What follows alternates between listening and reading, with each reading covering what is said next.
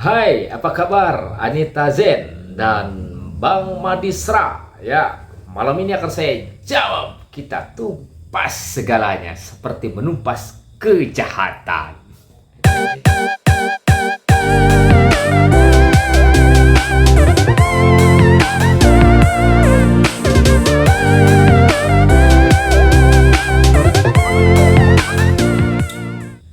Assalamualaikum warahmatullahi wabarakatuh. Kembali lagi bersama saya Asep Rojabi dengan channel Oya Kulon. Oke ya, malam ini to the point aja. Kita akan menjawab dua pertanyaan yang diajukan oleh netizen ya, yang kepo, yang haus ilmu kayaknya ini netizen ini. Yang pertama kita sapa saja Mbak Nita. Mbak Nita kemarin keluh kesahnya, Bang, gimana sih caranya untuk mengatur material supaya material itu tidak kurang. Intinya mungkin dia sudah dikasih material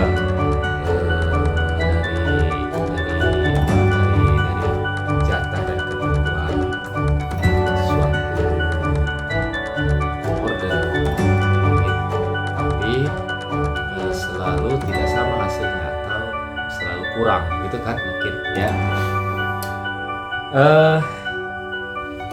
Jadi ada beberapa hal yang harus dikuasai oleh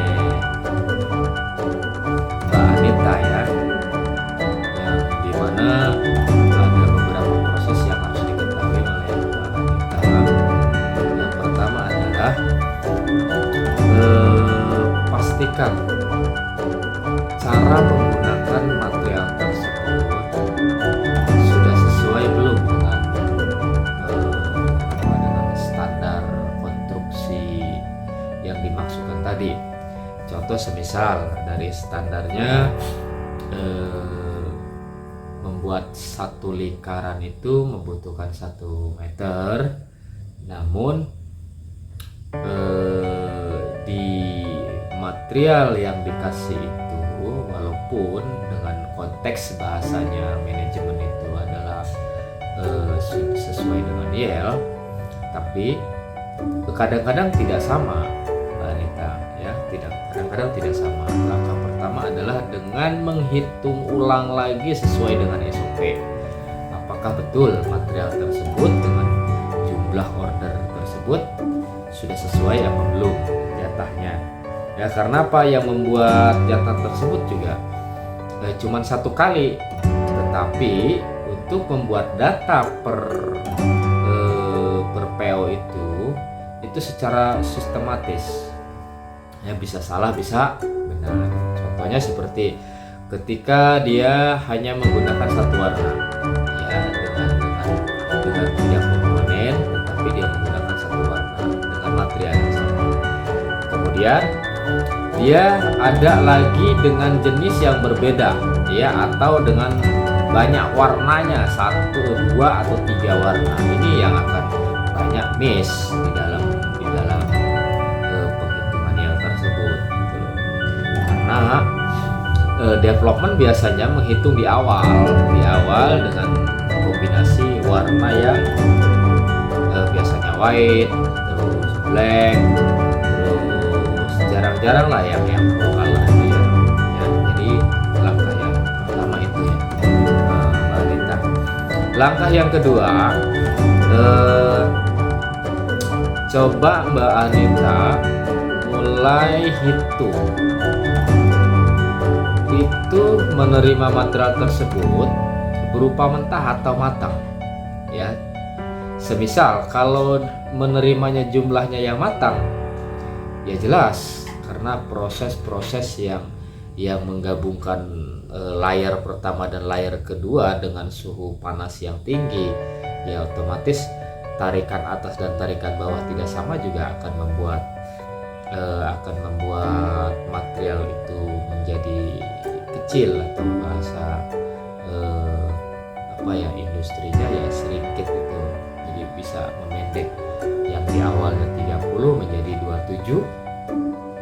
bisa jadi 28 atau bisa jadi 29. Itu hal yang biasa biasanya. Itu dihitung dulu. Itu yang kedua ya Mbak Anita. Yang ketiga, langkah yang ketiga Mbak Anita harus tahu dulu cutting direction-nya tersebut. Ya, cutting direction biasanya development membuat satu skema atau gambar dengan menggabungkan semua unsur komponen dengan material yang sama. Semisal A dan C itu konstruksi materialnya sama, terus B dan D itu berbeda. Biasanya nih digabungkan nih antara A dan C, itu digabungkan sama development itunya apa namanya directionnya ya, sehingga jumlah di dalam meternya itu pas dengan hitungannya dia. Namun pada prakteknya di lapangan tidak begitu kan. Di lapangan biasanya kalau mau AA semua sekian meter, terus kemudian kalau mau BB sekian meter, kemudian kalau mau CC sekian meter. Jadi itu juga faktor yang akan mengganggu dan mengakibatkan usaha. Kemudian yang berikutnya Mbak Anita ya, Mbak Anita harus tahu bahwa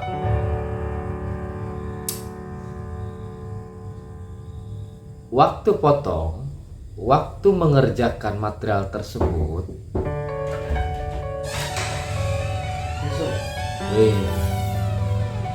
apa? Pisau. Waduh, mana tadi?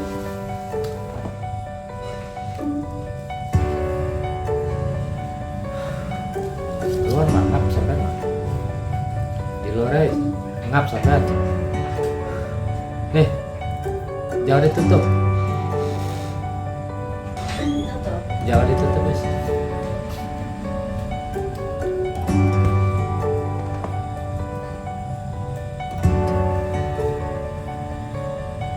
Kemudian langkah yang terakhir Mbak Anita ya,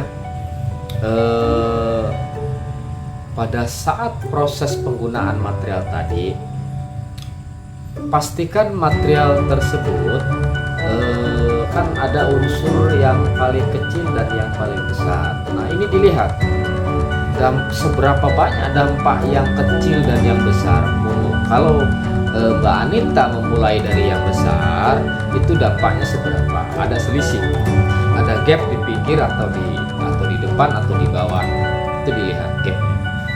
Itu juga harus disiasati atau harus di trial dulu atau dicoba dulu, tes. Agar apa? Agar bisa menentukan mulainya dari yang besar dulu atau yang terkecil dulu, atau yang besar dan yang kecil digabungkan. Itu namanya kombinasi. Itu sudah biasa di perusahaan dan di industri sepatu ya wanita ya. Jadi jawaban dari saya tadi tolong disimak satu persatu dan dicatat.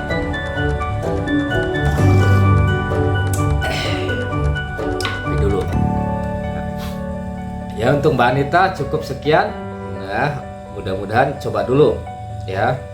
Yang paling terakhir sekali dari saya, pesan buat Mbak Anita, manajemen datanya dulu diperbaiki ya.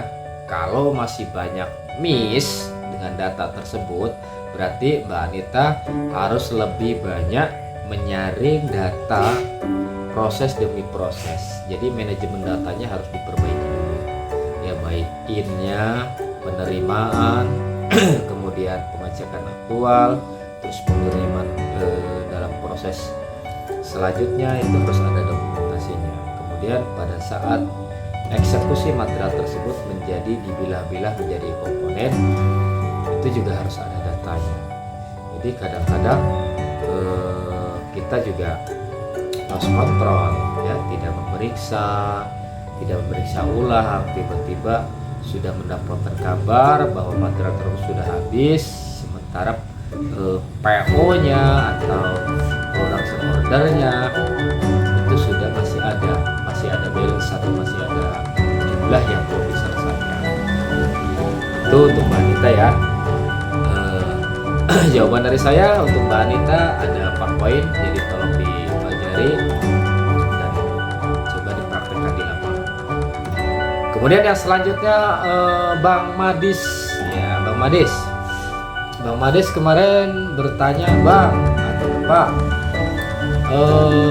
gimana ya caranya supaya naik jabatan sementara sudah 2 tahun ya, intinya sudah lama menjadi operator, sudah menjadi karyawan jabatan operator, selamanya sudah 2 tahun, kemudian tidak kunjung menjadi pengawas begitu. Ini hal yang sebenarnya banyak apa ya, banyak langkah yang harus diambil Bang Madis. Yang pertama adalah hal yang mendasar adalah naikkan tingkat standar Anda dari 100 menjadi 150%. Artinya kemampuan Anda harus di atas rata-rata.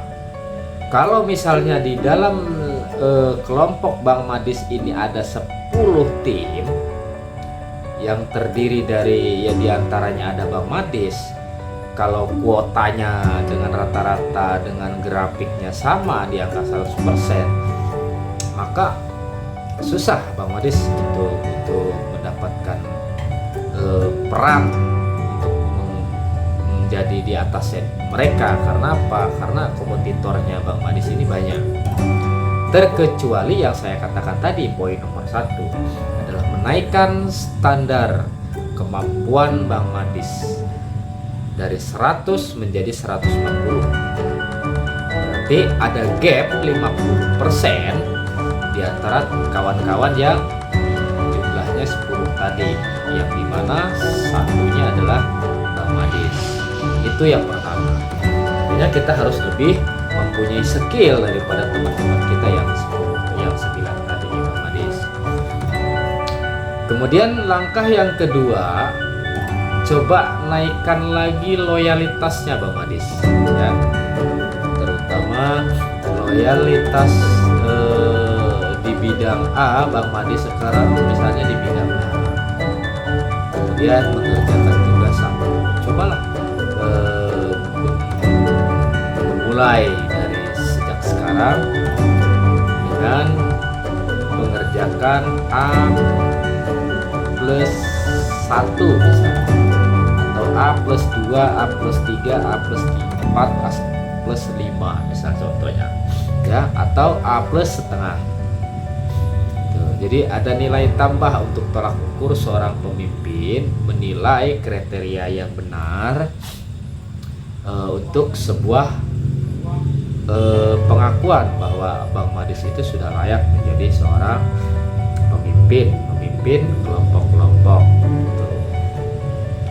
itu Bang Madis. Jadi jawaban yang nomor 2 itu adalah coba tambah loyalitasnya lagi ya. Loyalitasnya bukan di dalam pekerjaannya Bang Madis, namun coba membiasakan diri membantu temannya Bang Madis ya, secara spontan saja membantu biasa. Akhirnya Bang Madis menguasai job temannya Bang Madis ya, dengan singkat cerita bahwa Bang Madis mempunyai 2 skill ya. Jadi kan sudah di atas rata-rata tuh, dari poin pertama dan poin kedua sudah nyambung.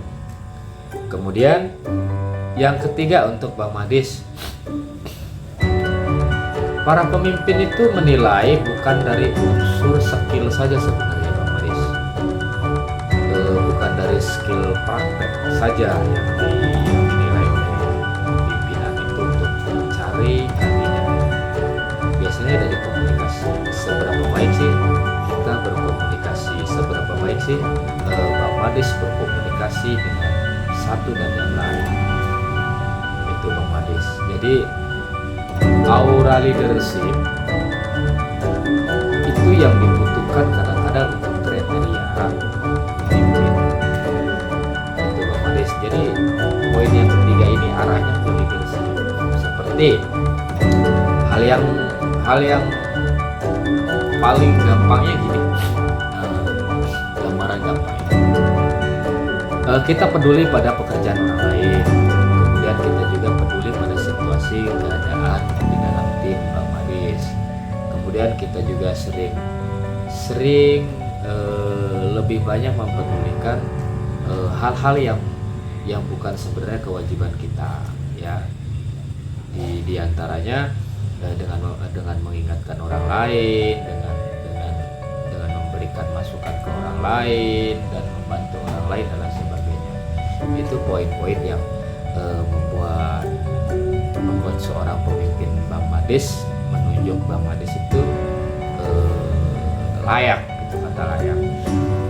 Kemudian poin yang berikutnya Bang Madis yang tidak kalah penting dari poin pertama, kedua, dan ketiga, poin keempat ini yang paling penting, yaitu attitude atau sikap. Jadi seberapa patuh kita menjalankan tugas dari pimpinan kita.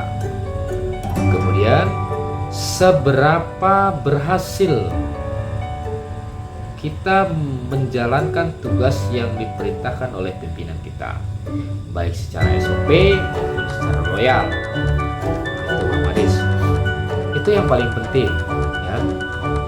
Karena pimpinan kita juga kalau merasa terbantu, merasa terbantu, kadang-kadang dia juga berpikir bahwa Bang Madis ini cocok untuk menjadi salah satu pemimpin yang mampu mengerjakan tugas-tugas yang akan diberikan oleh seorang pemimpin, atau minimal Bang Madis bisa mengerjakan tugas dan menjalankan tugas tersebut bersama. Nah, jadi kadar juga ada poin yang keempat, Bang Madis. Jadi gak sesederhana itu Bang Madis. Jadi ada beberapa aspek yang Bang Madis harus pelajari, ya. Poin pertama tadi diingat, poin kedua, poin ketiga, poin keempat, ya. Dan poin yang terakhir adalah ingat, jabatan itu tidak lahir ketika Bang Madis berhasil. Jabatan itu sudah lahir ketika kita di dalam kandungan, ya, karena itu sumbernya dari Allah Subhanahu wa Ta'ala. Jabatan itu adalah titipan, jabatan itu adalah anugerah, ya. Jadi jangan salah, mintalah kepada Allah Subhanahu wa Ta'ala dan berdoa untuk cita-cita Bang Madis bahwa sebuah jabatan itu tidak dibuat oleh manusia. Jabatan itu adalah sudah lahir sejak kita di dalam kandungan, ya. Karena sifatnya adalah pemimpin Bang Madis. Jadi memimpin di perusahaan dan di negara itu sama, ya. Pemimpin itu sesuatu yang sakral, ya, sifatnya. Jadi jika Bang Madis misal menggunakan alat-alat yang atau media-media yang aneh, yang sehingga sifatnya memaksakan diri supaya naik jabatan, ke dukun bawa ayam hitam, bawa beras hitam, bawa kenceng, bawa langseng, bawa beras merah, terus bawa kopi hitam, segala macem, ya. Itu gak bakalan lama Bang Madis, gak bakalan lama, karena itu sesuatu hal yang dipaksakan, ya. Jadi tetap fokus Bang Madisra, ya. Jadi Bang Madisra harus benar-benar sabar, karena semua itu datang dari Allah Subhanahu wa Ta'ala. Oke, malam ini hanya dua pertanyaan yang saya jawab. Mohon maaf apabila jawaban saya kurang tepat, ya. Selagi masih saya bisa jawab, pasti saya akan jawab. Kalau tidak bisa jawab, saya akan cari senior saya yang akan membantu keluh kesah Anda semua. Oke. Apabila masih ada pertanyaan-pertanyaan yang lain, silahkan tulis di kolom komentar di bawah ini ya, di bawah ini sebanyak-banyaknya apa saja terkait dengan teknik industri. Oke. Malam ini hanya itu. Saya mohon maaf apabila ada kesalahan kata, sikap, dan kurang sopannya saya dalam bertutur. Saya hanya manusia biasa. Saya ucapkan assalamualaikum warahmatullahi wabarakatuh.